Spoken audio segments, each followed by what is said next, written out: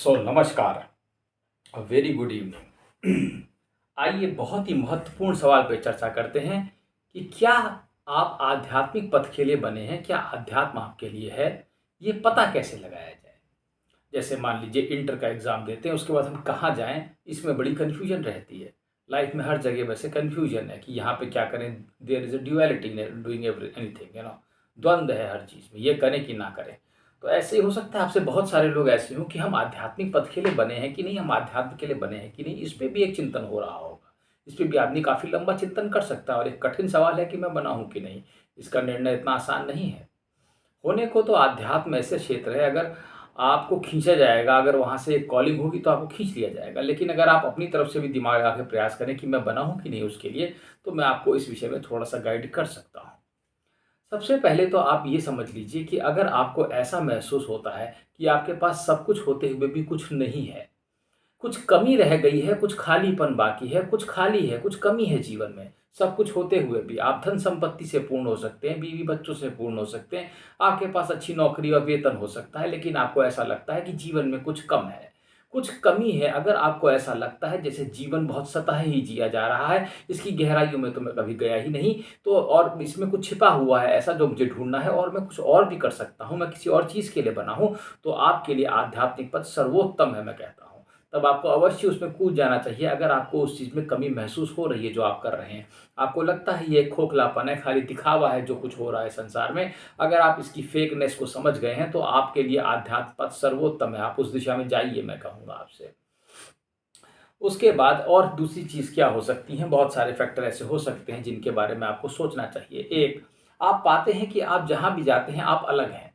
आप पाते हैं आप अलग हैं, आप लोग आपको समझते नहीं हैं और आप लोगों को नहीं समझ पाते कि वो क्या कर रहे हैं। बिल्कुल घबराइए नहीं, आप बिल्कुल ठीक है अपनी जगह, मैं आपसे कहूँगा। ठीक है? और आप आध्यात्मिक पथ के लिए ही बिल्कुल सर्वोत्तम बने हुए हैं।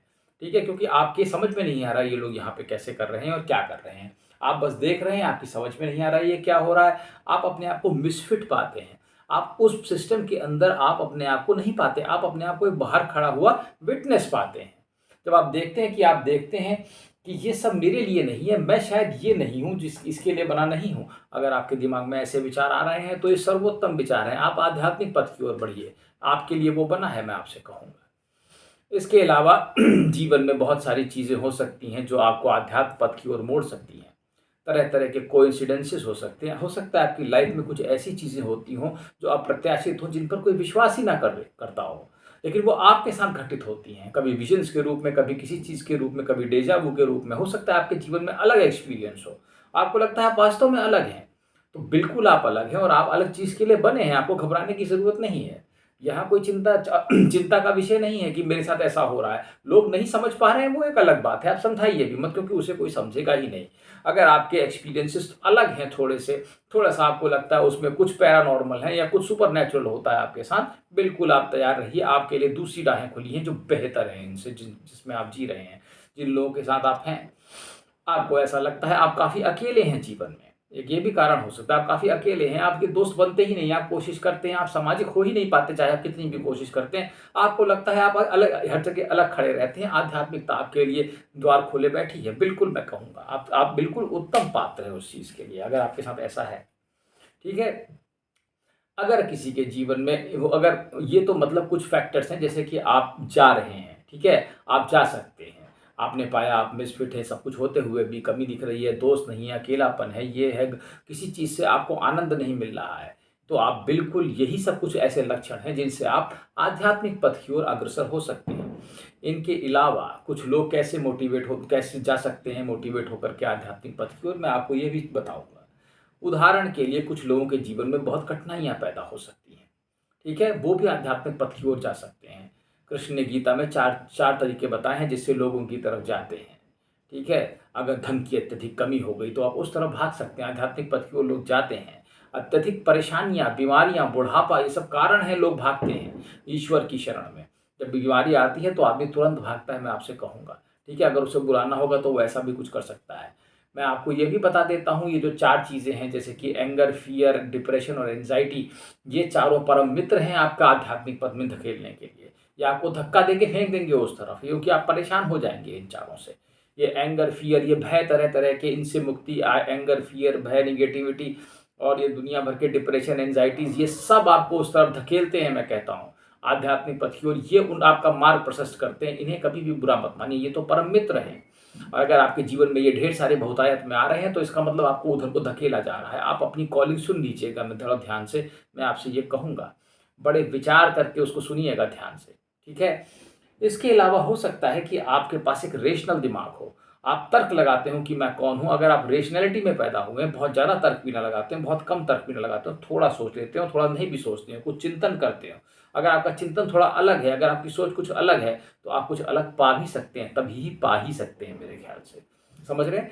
तो इस चीज़ का ध्यान रखेंगे कि आप इन सब चीज़ों का, अगर आपके जीवन में इनमें से कुछ हो रहा है, ठीक है, अगर आपके जीवन में कुछ ऐसा हो रहा है कि आपको इस जीवन से उधर को धकेला जा रहा है, तो उसको पहचानो, ठीक है, और उस तरफ बढ़ो। कोई दिक्कत नहीं है, कोई चिंता नहीं। ये समाज बहुत छोटा है, मैं तुमसे कहता हूँ। ये समाज बहुत पिछड़ा हुआ है, मैं तुमसे कहता हूँ, बहुत पिछड़ा सोच में। इसे कुछ मालूम ही नहीं है। यहाँ के लोग काम करते रहेंगे, वो अपना जीते रहेंगे, उनको उसी लिए बनाया गया। लेकिन तुम अलग हो, मैं तुमसे कहूँगा। मेरी बात ध्यान रखना, तुम अलग हो। अगर तुम अलग करोगे, और अलग करने के लिए हिम्मत चाहिए, और अकेले ही तुम्हारा पाथ होगा, ये भी ध्यान रखना। वहाँ तुम्हें अकेले ही जाना है, वहाँ बहुत सारी समस्याएं समस्याएं हैं। ऐसा कुछ नहीं कि वो आसान, तो सबसे कठिन पाथ होगा। वो आध्यात्मिकता का पाठ जानते हो कैसा होगा, रास्ता कैसा होता है? उसमें भय, डिप्रेशन, एंजाइटी, निगेटिविटी हर जगह यही भरा हुआ है। जब इन सबको तुम लांघ जाओगे, तब तुम पार हो जाओगे इन सब के। इनसे लड़ते लड़ते लड़ते लड़ते एक दिन तुम जीतोगे, मैं तुमसे कहता हूँ। ऐसा है, तुम जीतोगे और तुम इसको पार कर जाओगे, ठीक है। तो अगर तुम्हारे जीवन में कुछ ऐसा हो रहा है जो मैंने अभी तक डिस्कस किया है, तो तुम विचार करो इस बारे में, ठीक है। और तुम यहाँ से निकल सकते हो। और कुछ लोगों के साथ ऐसा भी हो सकता है कि जीवन में कोई अनहोनी घटना घट गई, भयंकर दुर्घटनाओं से लोगों को आध्यात्मिकता की ओर प्रेरणा मिल जाती है, मृत्यु के बहुत निकटता से देखने पर। जैसे किसी ने मृत्यु को बहुत निकट से देखा हो, तो उसका जीवन के प्रति जो विचार है, जो जो पूरा कंसेप्ट था, वही बदल सकता है, रातों रात बदल सकता है। इसमें कोई खास बात नहीं है। किसी अंग में विशेष चोट लगने से कई बार कई चीज़ें खुल जाती हैं, कई चक्रों का जागरण हो जाता है, कुंडलिनी का जागरण हो जाता है। सो देयर आर पॉइंट्स, ठीक है।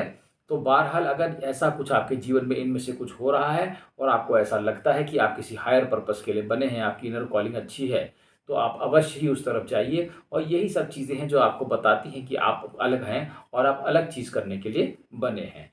आपका आध्यात्मिक पथ उन्नत हो। धन्यवाद।